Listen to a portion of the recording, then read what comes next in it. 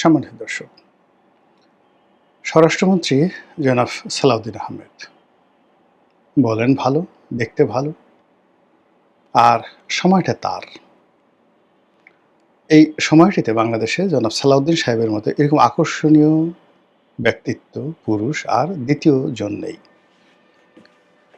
পুরো সরকারের মধ্যে তার যে আলোকবর্তিকা, জাস্ট লাইক এ হ্যাজাক লাইট। বাকি সবাই মোমবাতি বা কেরোসিনের প্রদীপ, কিন্তু যেখানে সালাউদ্দিন সাহেব যান সঙ্গে সঙ্গে সেখানে হ্যাজাক লাইট জ্বলে ওঠে। হ্যাজাক লাইটের আধুনিক সংস্করণ হয়তো ফ্ল্যাড লাইট, কিন্তু আমরা যারা সেই ৭০-এর দশকে বা ৬০-এর দশকে যাদের জীবন শুরু, আমাদের কাছে এখনও মানে মোমবাতি, তারপরে ওই সলতে দিয়ে ছোট দাদা, দাদি, মা, খালা তারা ওই নবজাতকের পাশে মানে সলতে দিয়ে এক ধরনের পিন আলো জ্বলিয়ে রাখত ছোট বাচ্চা হলে। সারা সেটা জ্বলতো, সেটা সরিষার তেল দিয়ে এটা জ্বালানো থাকতো। এর কারণ হলো যে প্রায় বেশিরভাগ বাড়িতে মাটির ঘর ছিল। সেই মাটির ঘর মানে খোদাই করে শিয়াল ঘরের মধ্যে ঢুকে যেত। তারপরে ইঁদুর, তারপরে আরও জিনিসগুলো রয়েছে যেটুকুলোকে বলা হয় কি যেন ভাইতে বলা হয় আমাদের দেশে। তো এরা এসে এই বাচ্চাদেরকে কামড় দিত, ছোট ছোট নবজাতক বাচ্চাদেরকে কামড় দিত। তো এর থেকে বাঁচার জন্য বেশিরভাগ গরিব মানুষের বাড়িতে আসলে এমনি চৌকিও ছিল না, তারা ফ্লোরে ঘুমাতো। তো এজন্য হেরিকেন জ্বালানোর অবস্থাও অনেক মানুষের ছিল না। কেরোসিনের প্রদীপ জ্বালানোর অবস্থা তো প্রশ্নই আসে না। ওই জন্য ওই রেড়ির তেল বা সলতে দিয়ে, সরিষার তেল দিয়ে তারা এই জিনিসটা জ্বালাতো। তো এরকম সলতের তেল, মোমবাতি মানে তেলের সলতে দিয়ে যে আলোটা বের হয় খুব ক্ষীণ, পিট করে জ্বলে। তারপর হেরিকেন, কেরোসিনের প্রদীপ। তো এইগুলোর পাশে বা মশাল, এগুলোর পাশে যখনই একটা হ্যাজাক লাইট গ্রামে জ্বলতো বা বাজারে জ্বলতো, মানে আমাদের মতো যারা ছোট ছোট পোলাপান আমরা সেই হ্যাজাক লাইট দেখার জন্য আমরা পাগল হয়ে যেতাম।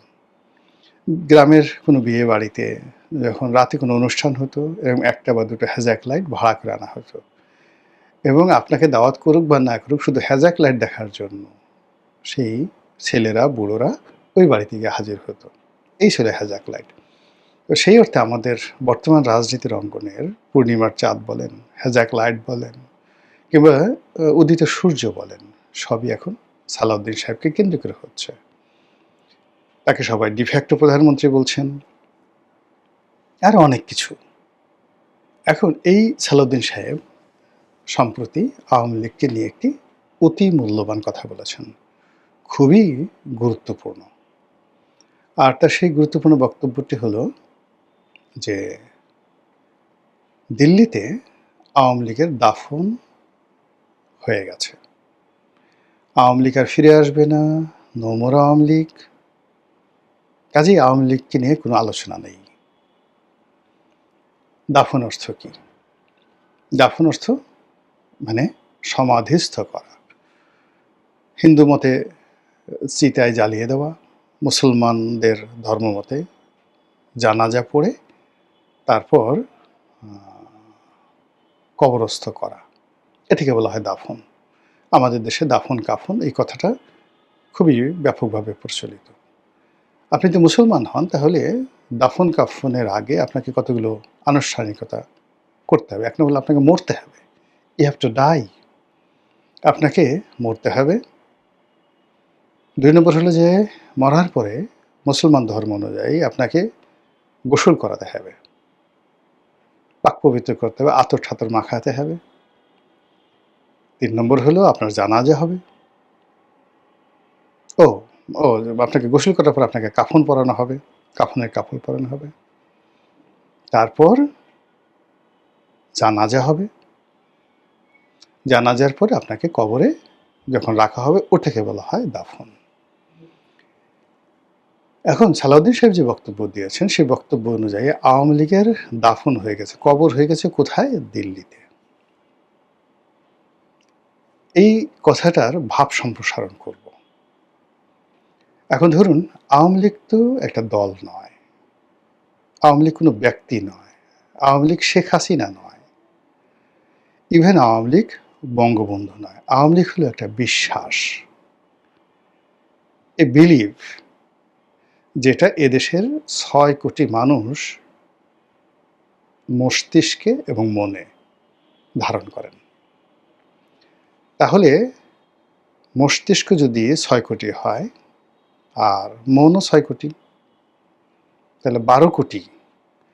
এই ১২ কোটি মানে ৬ কোটি মন আর ৬ কোটি মস্তিষ্ক কবে মরল? তারপরে কে তাদেরকে মারল? একসাথে কিভাবে মরল? এদের কি ডায়রিয়া হয়েছে? এদের কি যাকে বলা হয় পোলা ওঠা হয়েছে? গুটি বসন্ত হয়েছে? করোনা হয়েছে? এদের কি চিকেন পক্স, যেটাকে আমরা গুটি বসন্ত বলি, সেটার চাইতেও গুরুত্বপূর্ণ আরেকটা গুরুত্বপূর্ণ ঠিক বলে বিধ্বংসী, সেটা হলো একটা সময় যেটা গ্রামের পর গ্রাম হচ্ছে হার্ট ছিদ্র হয়ে যেত, একটা অসুখ। সেই অসুখটা এখন আর নাই। তো সেই অসুখটা হলো কিনা, সেই মহামারী অসুখটা হলো কিনা, তাহলে এই জিনিসটা মানে মরল কী করে? Number one. অর্থাৎ যদি আপনি আদর্শ এবং যাকে বলে একটা চিন্তা ধরেন, বিশ্বাস ধরেন। ২ নম্বর হলো যে এই আওয়ামী লীগের যে বিশ্বাস এবং যে আদর্শ এবং যে নীতি, সেটা জয় বাংলা হোক, তারপরে জয় বঙ্গবন্ধু হোক, শেখ হাসিনা হোক, বাংলাদেশি মানে বাঙালি জাতীয়তাবাদ হোক, ধর্মনিরপেক্ষতা হোক, মুক্তিযুদ্ধ হোক, মানে এই যে তার যে অনেকগুলো ন্যারেটিভ রয়েছে, আদর্শ রয়েছে। প্রথমত আওয়ামী লীগ এটা বিশ্বাস, মানে আওয়ামী লীগ নাম শুনলে, নৌকার কথা দেখলেই মানুষের মনের মধ্যে একটা নাচন তৈরি হয়ে যায়, মস্তিষ্কের নাচন তৈরি হয়ে যায়। এটা একটা পার্ট। সেকেন্ড হলো এটা মরল কী করে, this is my question. Second হলো এটার যে আদর্শ, আদর্শের কতগুলো যাকে বলা হয় নাম্বার আছে। বললাম যে এটা যেমন মুক্তিযুদ্ধের আদর্শ, জাতীয়তাবাদের আদর্শ, রাজনৈতিক আদর্শ, তারা গরিব মানুষের রাজনীতি করে, মেহনতি মানুষের রাজনীতি করে, প্রান্তিক জনগোষ্ঠীর মানুষ করে। এখন আপনি বাংলাদেশের ধরেন যত রিক্সাওয়ালা আছে, 90% রিক্সাওয়ালা আওয়ামী লীগ করে। যত মজুর আছে, মোটে আছে, মেথর আছে, নাফিত আছে, ধোপা আছে, 90% আওয়ামী লীগ করে। এদেশের যত দলিত সম্প্রদায় রয়েছে, উপজাতীয় সম্প্রদায় রয়েছে, 90% আওয়ামী লীগ করে। হিন্দু সম্প্রদায় 90% আওয়ামী লীগ করে। তা এই মানুষগুলো তারা কোনো আদর্শ বুঝে না, এটা তারা বিশ্বাসে লালিত হয়। আর এদেশের কবি, সাহিত্যিক, শিল্পী থেকে শুরু করে বড় বড় ব্যবসায়ী, এখন সবাই বেশিরভাগ মানুষ আওয়ামী লীগ করে। তো এদের যে অ্যাক্টিভিটি, এদের যে কর্মকাণ্ড আদর্শের ভিত্তিতে, তার কি মরণ হয়েছে?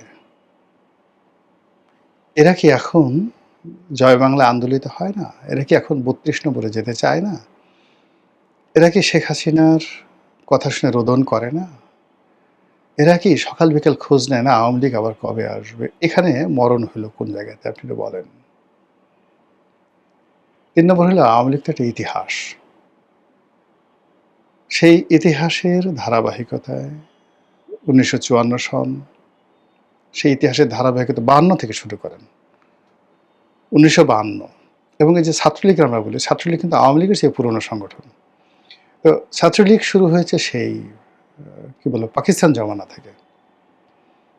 সেই পাকিস্তান জমানা থেকে প্রথমে ছাত্রলীগ, তারপরে আওয়ামী লীগ, আওয়ামী মুসলিম লীগ, তারপরে আওয়ামী মুসলিম লীগ থেকে মুসলিম লীগ, তারপরে ৫৪ যুক্তফ্রন্ট নির্বাচন। এই যে একটা সুদীর্ঘ ইতিহাস, পরতে পরতে তারা তৈরি করেছে একটা সফলতার আর একটা ব্যর্থতার, একটা কলঙ্কের আর একটা হলো সাফল্যের। মুক্তিযুদ্ধ যেভাবে তাদের সফলতা, বাকশাল তাদের ব্যর্থতা। এদেশের বহু সফলতার সূতিকাগার যেভাবে আওয়ামী লীগ, তদ্রূপ বহু ব্যর্থতার সূতিকাগার তারাই এই মন্দ কাজগুলো শুরু করেছে। ইতিহাস আপনি কিভাবে দাফন করবেন? ইতিহাস তো কখনো দাফন করা যাবে না, ঘুরে ফিরে নামগুলো আসবে। আপনি মেট্রো রেলকে কিভাবে দাফন করবেন বলেন? ৩০০ ফিটকে আপনি কিভাবে দাফন করবেন? আপনি সেই রূপপুর পারমাণবিক কেন্দ্র, এটাকে কিভাবে দাফন করবেন? How it is possible? কি করে করবেন আপনি বলেন? ফলে অ্যাজ এ হোল এই যে স্বরাষ্ট্রমন্ত্রী যে কথাগুলো বলছেন, আল্টিমেটলি এই কথাগুলো আওয়ামী লীগের পক্ষে চলে যাচ্ছে।